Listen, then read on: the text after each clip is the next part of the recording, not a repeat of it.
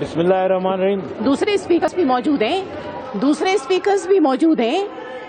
آپ کا time complete ہو گیا. 14 منٹس آپ کو دیے. بسم اللہ الرحمن الرحیم. جی آپ تشریف رکھیے.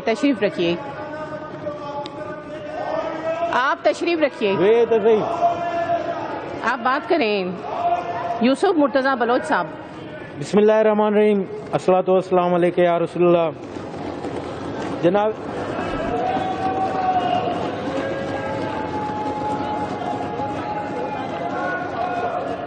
جی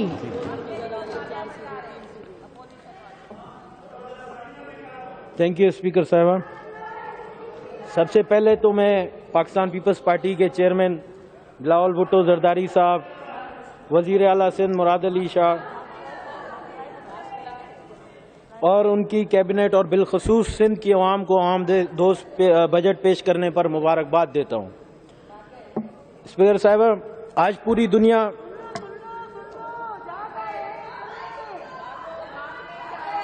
پوری دنیا کورونا وبا کی وجہ سے حساس اور مشکل معاشی حالات کا سامنا کر رہی ہے،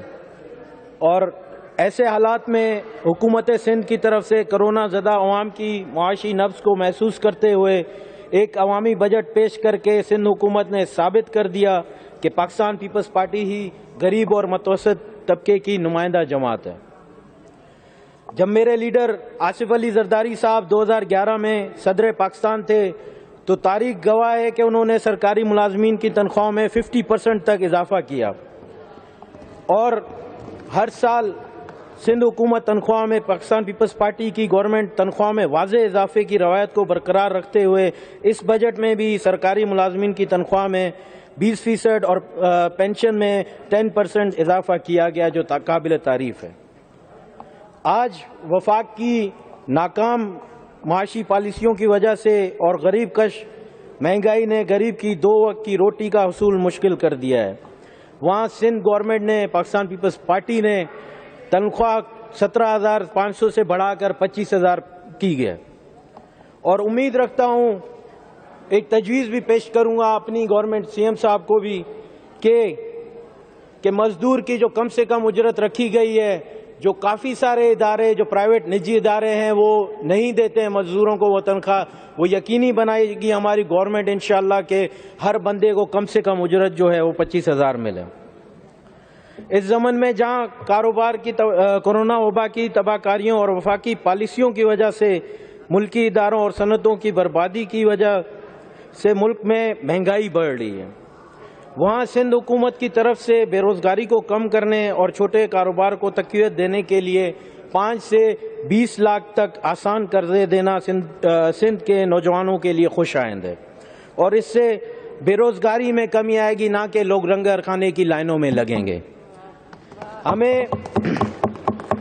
فخر ہے کہ سندھ الحمدللہ صحت کے شعبے میں سب سے آگے، اور کورونا کی وجہ سے دنیا بھر میں ہیلتھ ایمرجنسی کے پیش نظر سی ایم سندھ کی بروقت صحت سے متعلق پالیسیوں کی بین الاقوامی سطح پر سراہا گیا. لہذا سی ایم سندھ نے بروقت اور مؤثر اقدامات اٹھا کر کورونا وبا سے ہونے والے ممکنہ جانی نقصان کو کم سے کم تر رکھنے میں کامیاب ہوئے. کورونا وبا کے حوالے سے سی ایم سندھ کے لیڈنگ رول کی سندھ کی عوام سلام پیش کرتی ہے ان کو. بجٹ میں صحت کے بجٹ میں 30% اضافے کے ساتھ 172 ارب روپے مختص کیے گئے، جس میں صحت سے متعلق شعبوں پر رقم خرچ کر کے سندھ کی عوام بالخصوص کورونا سے بچانے میں مؤثر مدد ملے گی انشاءاللہ.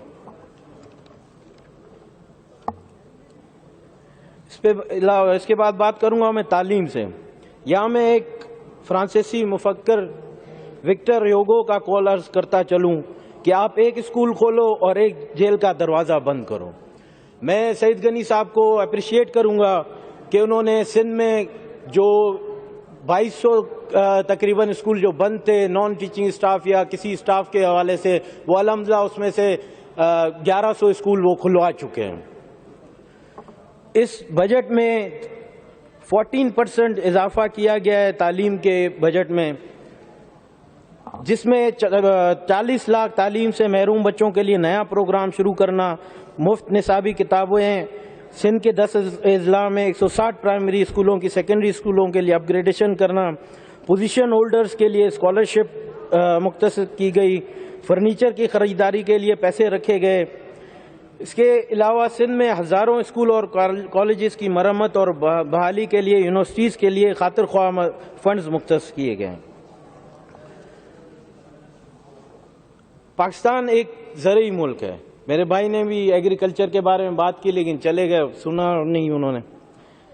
لہذا زراعت کے بجٹ میں 14.8% کا اضافہ شہید محترمہ بے نظیر بھٹو اور بلاول بھٹو زرداری کے ویژن کے مطابق کسان کو مضبوط کرنے کے لیے رکھے گئے، اور کسان کے مضبوط ہونے سے شعبہ زراعت کو جو ملکی معیشت میں ریڑھ کی ہڈی کی حیثیت رکھتا ہے، جس کے ثمرات صوبے میں زرعی اجناس کی وافر اور سستی فراہمی کی صورت میں عوام تک ہر چیز مہیا کرنا ہے۔ زراعت کو تباہ کرنے کے لیے ہماری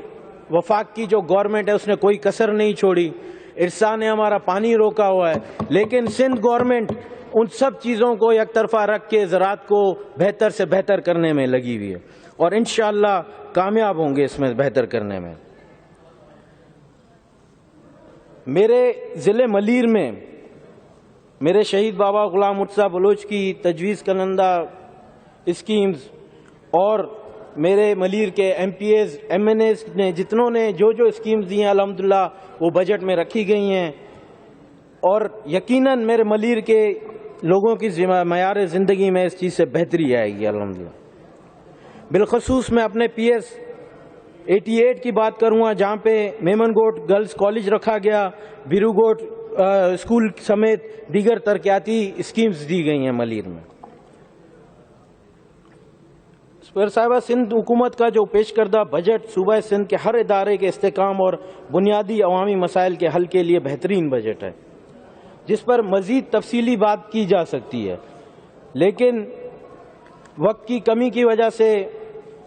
بجٹ پہ میں یہی بات کروں گا، اور اگر آپ اجازت دیں تو تھوڑا سا میں بحریہ پہ بات کرنا چاہوں گا، کیونکہ بحریہ کے ایشو پہ مجھے بات کرنے کا موقع نہیں مل سکا تھا۔ جناب اسپیکر، میں آج کافی دفعہ یہاں پہ واضح کیا گیا ہے، لیکن آج پھر میں یاد دلاتا چلوں کہ چیئرمین بلاول بھٹو صاحب کا یہ واضح پیغام ہے کہ بحریہ ہو یا کوئی بھی ایکس وائی زیڈ کوئی بھی اسکیم ہو، وہ اگر آؤٹ آف باؤنڈری کام کرے گی تو اس کو بالکل اجازت نہیں دی جائے گی۔ ہاں، یہ جو انسیڈنٹ ہوا جس میں جلاؤ گھیراؤ ہوا، میں اس کے لیے بھی اس ایوان سے ریکویسٹ کروں گا کہ کمیشن بنایا جائے کہ کہیں جو گیٹ جلا ہے اس کا مواد وہ بلدیہ فیکٹری والا مواد تو نہیں تھا، کہیں اس میں وہی سازشی عناصر تو ملوث نہیں تھے جنہوں نے بلدیہ کے مزدوروں کو زندہ جلایا۔ آج وہ میرے ملیر کے لوگوں پہ حاوی ہونے کی کوشش کر رہے ہیں، لیکن انشاءاللہ میرے ملیر کے جو لوگ ہیں وہ ثابت قدم رہیں گے، پاکستان پیپلز پارٹی کے ساتھ رہیں گے، اور چیئرمین بلاول بھٹو صاحب کے احکامات پہ یہ بحریہ ٹاؤن جتنا اس کو باؤنڈری کورٹ نے اجازت دی ہے وہیں پہ رہے گا۔ اگر آگے بڑھے گا تو اس کے خلاف بھی احتجاج ہوگا، اور پیپلز پارٹی کرے گی، ملیر کے لوگ کریں گے۔ جن جن لوگوں پہ بحریہ ٹاؤن کے جو ایک سازش 6 جون والی ہوئی، اس میں میرے ملیر، میری سندھ کے بہت سارے ایسے بے گناہ لوگ تھے جن پہ انتقامی کارروائیاں، نام دینے والے بھی شاید یہی لوگ ہوں گے جنہوں نے گیٹ جلایا ہے۔ جو بے گناہ لوگ ہیں ان کے لیے میں کہوں گا کہ جو ان پہ ایف آئی آرز کی گئی ہیں، کیسز کی گئی ہیں،